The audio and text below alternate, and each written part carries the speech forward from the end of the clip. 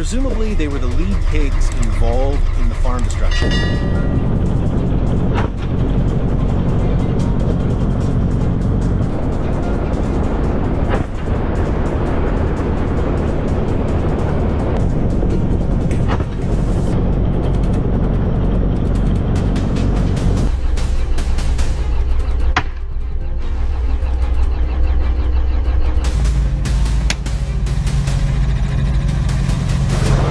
Lasts only 2 hours to ensure the health of the hunters.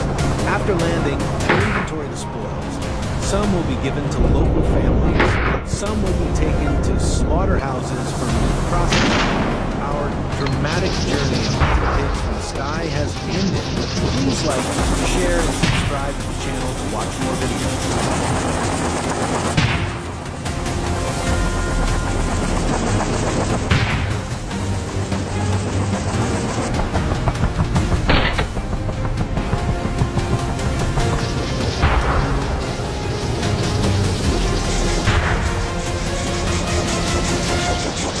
Dozens of wild boars lying on the field as the helicopter moves over.